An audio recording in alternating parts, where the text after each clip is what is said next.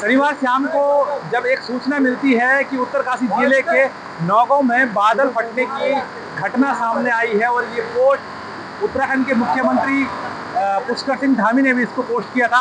हालांकि ये आशंकाएं यहाँ पे ग्रामीणों ने भी जताई थी सूचना के आधार पर। और अभी की अगर हम ताज़ा हालातों की अगर बात करें, मैं उस स्थान पर मौजूद हूँ जहाँ अतिवृष्टि से काफ़ी नुकसान हुआ है। मैं अपने कैमरा साथी से चाहूँगा, ये यमुनोत्री राष्ट्रीय राजमार्ग का है ये हिस्सा, और आप देख सकते हैं बिल्कुल ठीक सामने जो दो वाहन हैं ये मलबे में पूरी तरीके से यहाँ पे दबे हुए हैं।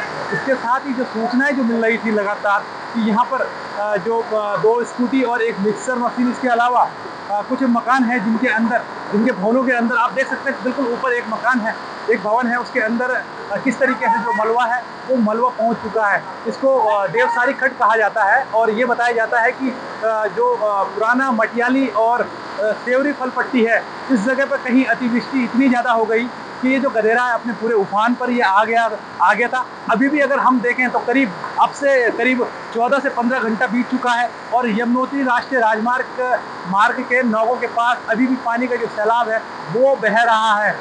जो स्थानीय जो लोग हैं, चश्मदीद हैं, हम उनसे भी कोशिश करेंगे कि किस तरीके का यहाँ पे मंजर उस समय रहा होगा। क्या कुछ आपके पास जानकारी है अभी तक? मैं यहीं पे मौजूद था। अब क्या जानकारी क्या है, ऐसा हुआ है कि हमारे जितने भी आज गांव में बुजुर्ग हैं, किसी को ये ध्यान नहीं है कि इतना खड्ड इसमें कभी पानी आया होगा।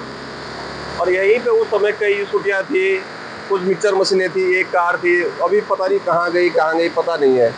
और जब आया तो जो सामने के जो मकान है या सामने मकान है, इनमें बच्चे फंसे थे, उस समय ऐसा लगा एक बार कि पता नहीं क्या होने वाला है।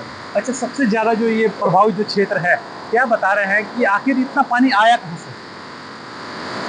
हमारे ऊपर छोरी में भी बगीचे हैं, तो जैसे ही पानी पड़ने लगा मैंने खुद अपने बगीचे में फ़ोन किया।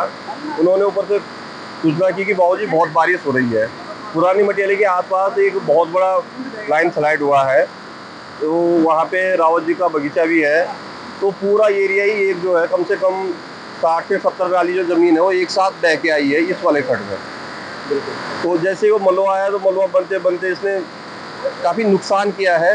नौगांव क्षेत्र में कितना नुकसान हुआ है आपने देखा होगा अब तक? नुकसान का तो ये देखो सामने पे तो ये मकान चले गया, कुछ गाड़ियाँ गई। यहाँ पे कम से कम 5 से 7 नाली ज़मीन हमारी पुश्तैनी ज़मीन थी जो अभी भी उस पर है, वो दब गई है, उसका पता ही नहीं है। ऊपर भी यही हाल है। आगे जो आपने देखा होगा मार्केट वाला जो खड्ड है उसमें भी 10 से 12 मकान अभी भी लाइन पे लगे हुए हैं, कभी भी जा सकते हैं।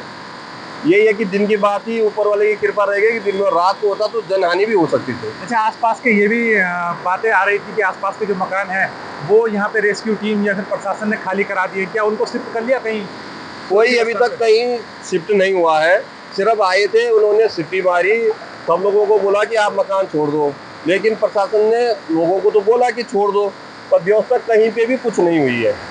तो सब लोगों के आ रहे हैं। बिल्कुल, जिस तरीके से ये बता रहे हैं स्थानीय लोग हैं, ये उस दौरान उस दरमियान यहाँ पे मौजूद थे जिस समय ये सैलाब आया, क्योंकि इन लोगों का भी यहाँ से करीब जो 2 से 3 किलोमीटर ऊपर बगीचा है, सेब के जो बगीचे हैं, वहाँ से लगा फ़ोन इनको आता है कि यहाँ से पानी बहुत बढ़ चुका है। इसी के बाद जो है नौगांव बाजार की अगर बात करें तो स्थानीय लोग यहाँ पे उन्होंने एक दूसरे को सूचना कर जो गधेरे के किनारे जो रहने वाले जो लोग थे उनको इधर उधर करके अपने आप को सुरक्षित किया। लेकिन अगर हम बात करें नुकसान की, जनहानि की, इसमें अभी तक कोई ऐसी सूचना नहीं है। लेकिन अगर नुकसान की अगर बात करें तो वाहन से लेकर खेत खलियान से लेकर सड़कों तक, मकानों के अंदर मलबे तक, ये तमाम ऐसी तस्वीरें हैं जो इस बात को बयां करती है कि आखिर कितना नुकसान नौगांव क्षेत्र में हुआ है। नौगांव से मैं नितिन चौहान, उत्तरकाशी।